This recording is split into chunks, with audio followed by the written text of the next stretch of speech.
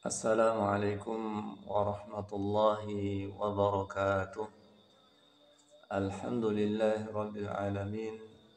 Wassalatu wassalamu ala nabiyyina Muhammadin wa ala alihi wa ashabihi ajma'in.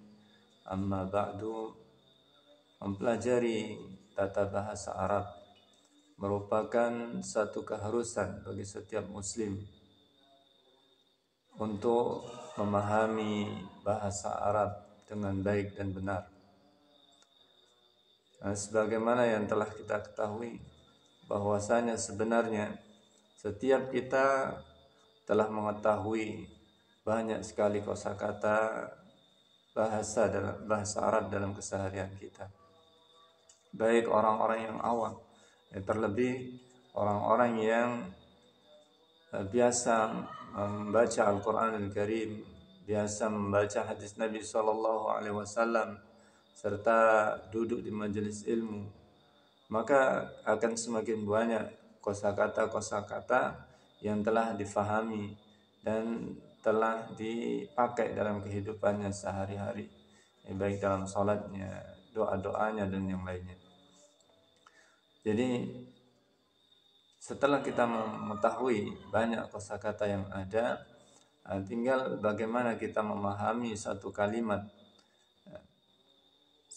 Ketika kita memahami tata bahasa Arab dengan baik dan benar, maka insya Allah akan lebih mudah dalam memahami, karena satu susunan kata terkadang kita sudah faham masing-masing katanya, hanya saja karena kita tidak faham mana yang menjadi fa'il, mana yang menjadi maf'ul, sehingga kita tidak bisa memahami satu konteks, satu teks dalam kalimat tersebut.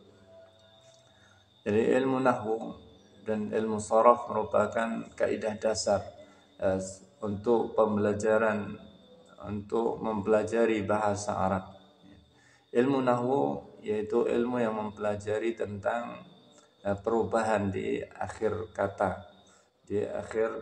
kata, Misalnya masjid, kita tahu maknanya masjid. Namun terkadang dibaca kasrah masjidin, terkadang dibaca dhamma masjidun, dan terkadang dibaca fathah masjidan. Demikian pula misalnya nama-nama Muhammadun, Ahmadu, Khalidun. Ini terkadang dibaca kasrah, terkadang dibaca fathah, dan ini memiliki masing-masing memiliki pengaruh makna. Terkadang merubah makna yang ada dalam kalimat tersebut. Karena misalnya qara'a Muhammadun al-Qur'ana, qara'a Muhammadun al-Qur'ana. Muhammadun ini menjadi fa'ilnya, menjadi pelakunya. Muhammad membaca Al-Qur'an. Tapi ketika dibalik, qara'a Muhammadan al-Qur'anu, maka maknanya yang membaca Al-Quran membaca Ahmad, sehingga maknanya terbalik. Ini yang pentingnya kita mempelajari ilmu nahwu, sehingga walaupun maknanya sudah kita ketahui, maka akan semakin kita bisa memahami makna dalam teks, dalam kalimat. Sebagaimana misalnya firman Allah Subhanahu wa taala, wa kallamallahu Musa taklima. Dan Allah Subhanahu wa taala berbicara kepada Musa. Allah Subhanahu wa taala yang menyampaikan pada Musa dengan satu ungkapan dan satu kalam. Namun ketika wa kallamallahu, Allahu, ini dibaca fathah, maka artinya terbalik. Sehingga penting bagi seorang muslim untuk memahaminya, sehingga ketika membaca Al-Quran, dia paham ini yang menjadi pelakunya, ini yang dikenai pelaku, atau yang lainnya. Adapun jadi ilmu nahwu yaitu ilmu yang mempelajari perubahan akhir satu kata. Misalnya tadi masjidun, ya, terkadang dibaca masjidin, ya, terkadang dibaca masjidan. Baitun, rumah, ya, terkadang dibaca baitin, ya, kadang baca baitun, kadang baca baitan. Ya, kadang kasra, kadang fathah, kadang dhamma. Ya. Dan banyak sekali yang lain. Kursiyun, ya, dibaca kursiyin, terkadang dibaca kursiyan. Nah, maknanya sudah tahu, kita sudah paham. Hanya saja ketika diletakkan dalam kalimat, nah, kita baca satu kalimat, baik ayat, hadis ataupun doa, maka akan merubah makna ketika kita salah baca atau ketika kita tidak paham, ya, ini menjadi fa'ilnya atau menjadi maf'ulnya, menjadi pelakunya atau yang dikenai pelaku. Adapun ilmu sorof, ya, ilmu sorof yaitu ilmu yang mempelajari tentang perubahan kata, ya, dari satu kata ke kata yang lain. Misalnya qara'a menjadi iqra, ya, qara'a telah membaca, menjadi iqra, bacalah, ya, qari'un orang yang membaca. Demikian pula misalnya kataba telah menulis, ketika dirubah menjadi uktub, ya, tulislah, ya. Kitabatun, ya, tulisan. Katibun orang yang menulis. Dan ini berlaku pada kata-kata yang lain. Sehingga ketika kita paham tentang ilmu shorof, maka akan memudahkan kita, ya, dalam menghafal. Kita hafal satu mufradat, misalnya dari fi'il madhinya, ya, kataba, maka yang lain sudah kita sudah paham, sudah hafal.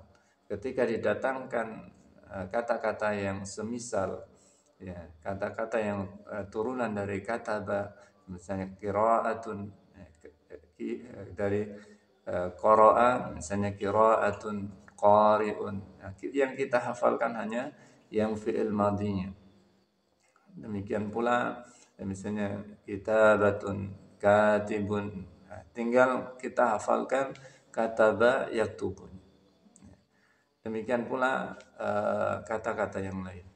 Sehingga akan memudahkan kita dalam menghafal mufradat, dalam memahami satu kalimat. Jadi kedua cabang ini, nahwu dan shorof, merupakan sesuatu yang harus dipelajari, hendaknya dipelajari bagi seorang muslim, bagi seorang yang mempelajari bahasa Arab, sehingga dia akan lebih mudah memahami bahasa Arab ini. Karena kedua ilmu ini, yaitu nahwu dan shorof, kita dapat memahami dan mengetahui cara membuat kalimat dengan kaidah-kaidah yang benar, sesuai dengan kaidah-kaidah bahasa Arab. Adapun apabila kita ingin membuat suatu kalimat yang lebih, ya, yang lebih indah, baik dari susunan, kemudian juga pemilihan katanya, ya, dan maknanya, atau tinggi nilai sastranya, maka selain ilmu nahwu dan shorof, kita butuh belajar ilmu-ilmu yang lain, ya. Semisal balaghah, ya, seperti ilmu balaghah, ilmu yang mempelajari tentang keindahan bahasa, ilmu yang mempelajari tentang keindahan bahasa. Demikian pula ilmu ma'ani, ya, ilmu yang digunakan untuk memahami satu teks, ya, makna dari satu kalimat, ya. Demikian pula ilmu arud, ya, ilmu yang membahas tentang syair Arab, ya. Jadi ada pelajaran tersendiri tentang syair Arab, ya, tentang syair. Kalau di bahasa Indonesia itu seperti pantun atau prosa atau yang lainnya. Jadi ada ilmunya, ada caranya tersendiri yang di dalam bahasa Arab memiliki bidang tersendiri. Ya, namun untuk memahami secara dasar, ya, pemahaman secara dasar dari kalimat-kalimat yang kita baca, maka mempelajari ilmu nahwu dan sharaf ini merupakan satu keharusan bagi setiap kita, ya, sehingga dalam pelajaran kita belajar bahasa Arab, dalam buku belajar bahasa Arab ini kita mencukupkan diri dari mempelajari ilmu nahwu dan dasar, dengan harapan tidak terlalu panjang lebar. Demikian pula kita usahakan untuk tetap menyeluruh dan kita banyak mengambil manfaatnya. Mudah-mudahan ini bermanfaat. Wassalamualaikum warahmatullahi wabarakatuh.